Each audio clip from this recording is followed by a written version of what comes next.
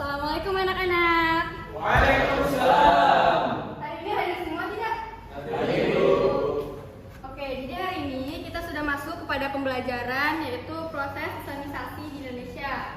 Minggu kemarin Ibu sudah memberikan kalian tugas untuk memahami, mencari, dan menceritakan bagaimana sih proses islamisasi di Indonesia lewat jalur pendidikan. Sebelum itu, mari kita membaca doa dan membaca Asmaul Husna terlebih dahulu ya anak-anak. Baik, sebelum memulai pembelajaran hari ini, alangkah baiknya kita berdoa terlebih dahulu. Berdoa, Ibu silakan.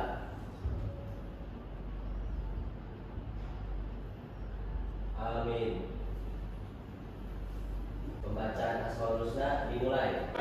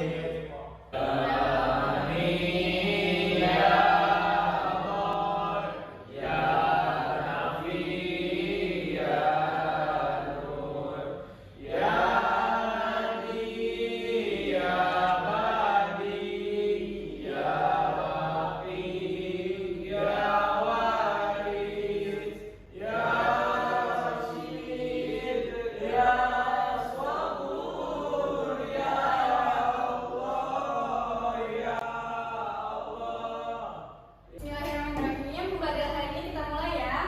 Kita akan langsung kepada tahap presentasi. Ibu acak ya. Siapa ya? Lalita, ayo maju ke depan. Baik, Bu.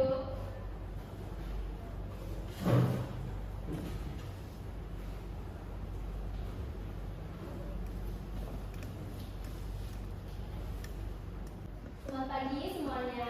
Pagi. Izinkan saya untuk menceritakan ulang mengenai proses islamisasi di Nusantara. Tepatnya pada 1800 Masehi, hiduplah seorang anak yang sangat patuh terhadap perintah ibunya. Ia bernama Hasan. Pada suatu hari, Hasan, sini nak, ada yang ingin Umi bicarakan. Baik, Umi. Nak, setelah menuntut ilmu berpuluh-puluh tahun di tempat Kiai Ageng, Umi menginginkan engkau untuk mengamalkan ilmu itu. Umi meminta kepadamu untuk mengabdi kepada tanah kelahiranmu, yaitu Tanah Jawi. Jadikanlah tanah ini sebagai tanah yang makmur, penuh dengan kebarokahan, dan jadikanlah tanah ini sebagai salah satu tempat menimba ilmu keislaman di Nusantara. Esok, pergilah sebelum matahari berada di atas kepala.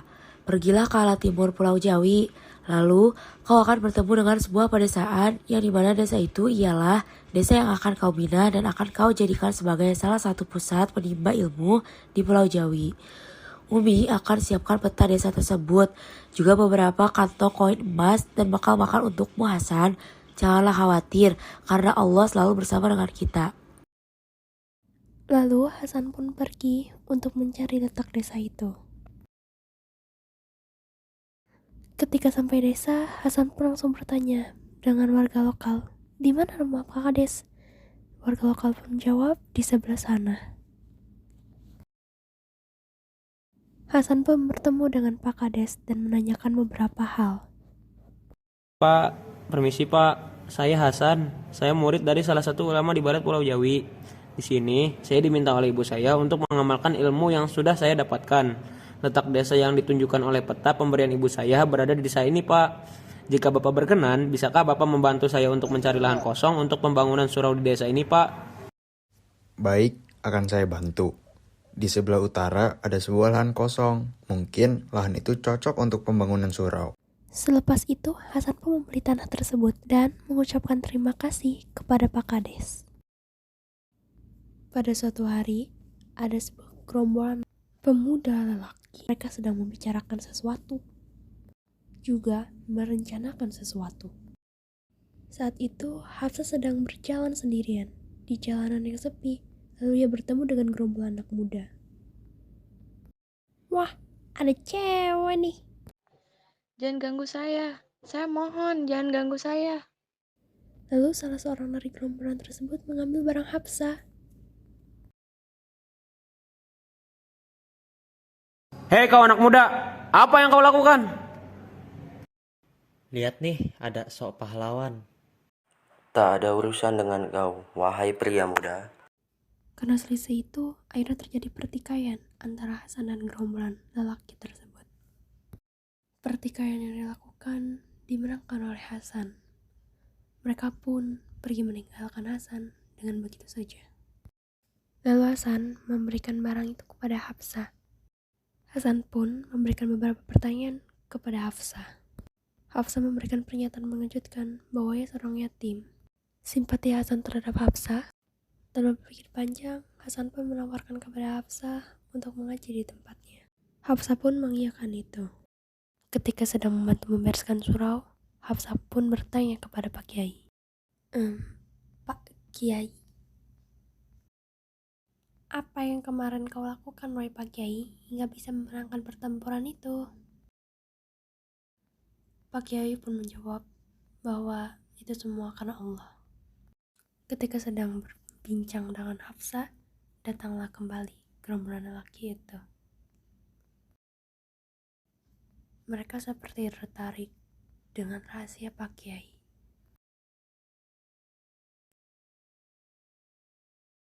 Ada apa? Tanya Pak Kiai. Hasan pun mengizinkan mereka masuk dan bertanya tujuan dan maksud mereka apa. Mereka yang tetap bertanya apa rahasia yang dilakukan Pak Kiai hingga bisa memenangkan pertempuran itu.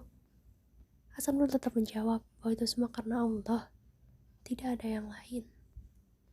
Mereka meminta untuk diajarkan mengenal siapa Allah. Hasan pun mengiyakan, tetapi mereka harus memenuhi terlebih dahulu salah satu syarat yang harus mereka tuntaskan, yaitu mencari beberapa anak muda yang ingin mengaji. Mereka pun mengiyakan itu dan segera melakukan pencarian itu di hari esoknya. Menyerah sajalah. Kau tahu kan, desa ini sangat rendah mengenai pendidikan. Pasti orang tua mereka tidak akan mudah begitu saja memberikan anaknya untuk bersekolah. Tinggal satu rumah lagi yang belum kita kunjungi. Akhirnya, mereka mendatangi rumah itu.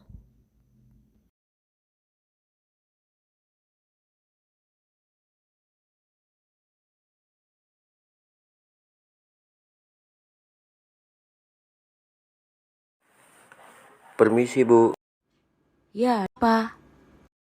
Begini Bu, tepat di dekat sumber mata air di desa ini telah didirikan sebuah surau yang akan menjadi sebuah tempat penimbangan ilmu di desa ini.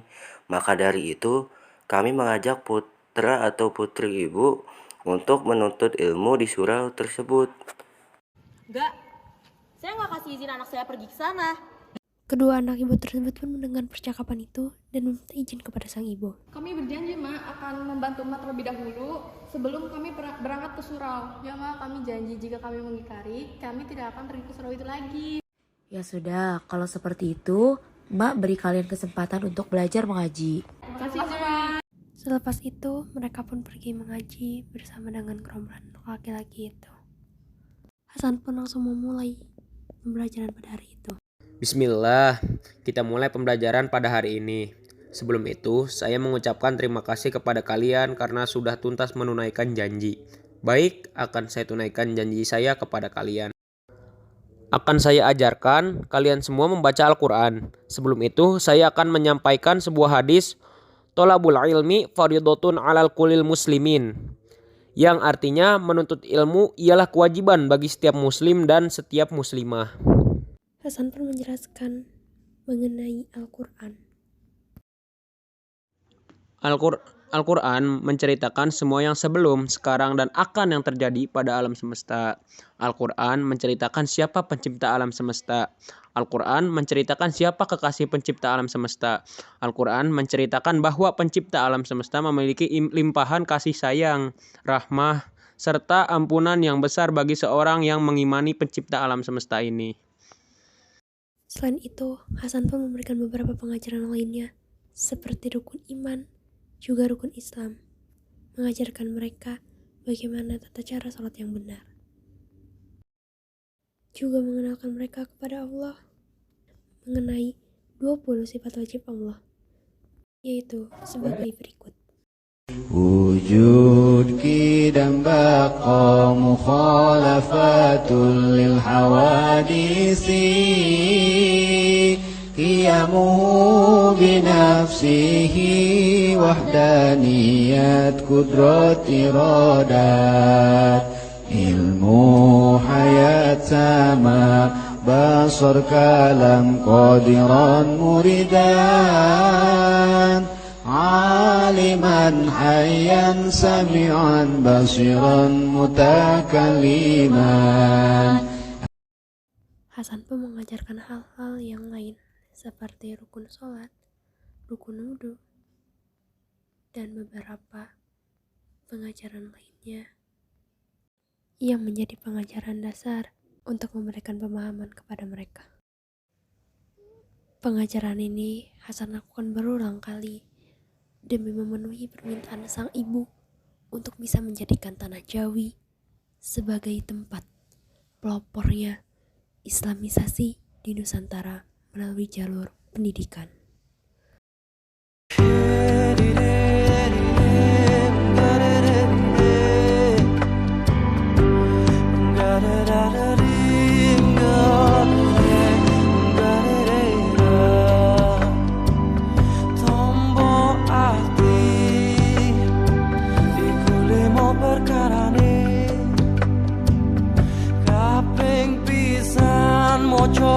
Quran lan maknane kaping pindho salat wengi lakonono kaping telu wong kang saleh kumpulono kaping papat kudu weteng ingkang luwih kaping lima zikir wengi ingkang suwe salah sawijine sapa bisa nglakoni mugi-mugi Gusti Allah nyembatani.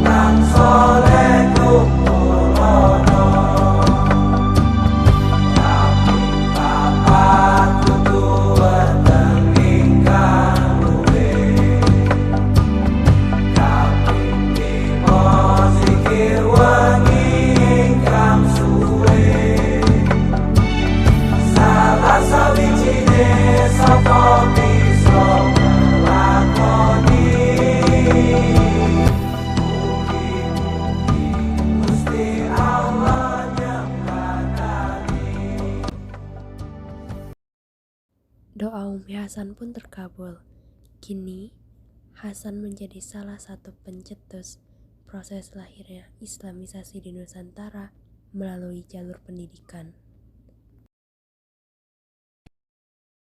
Beginilah proses Islamisasi di Nusantara melalui jalur pendidikan.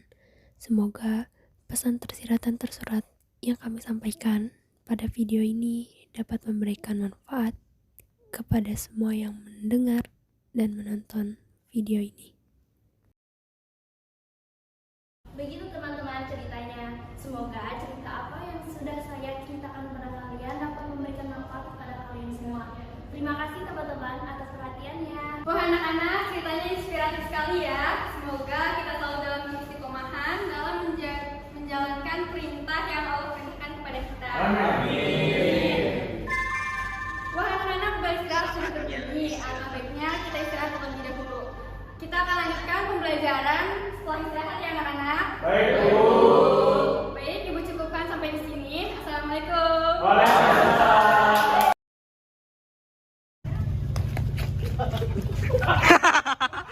Diudak kan.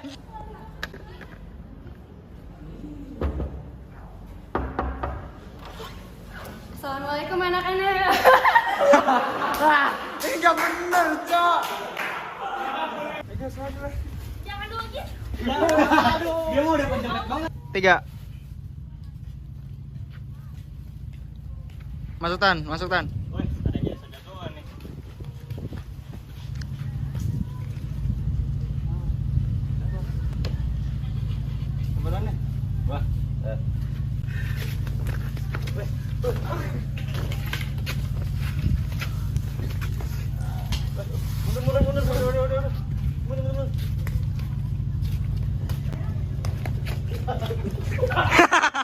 Diudak kan.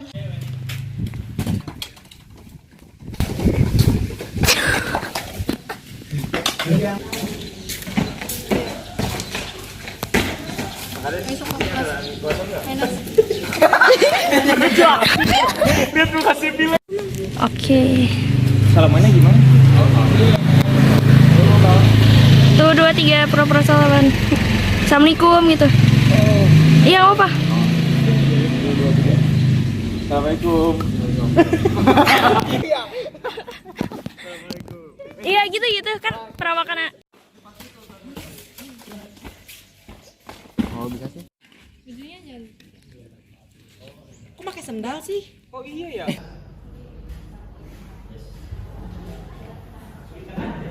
Pada suatu hari. Jangan gitu ya, gue nggak bisa terlalu. Bulat ke bawah dah. Enggak, saya nggak izinin anak saya pergi ke sana. Udah 3.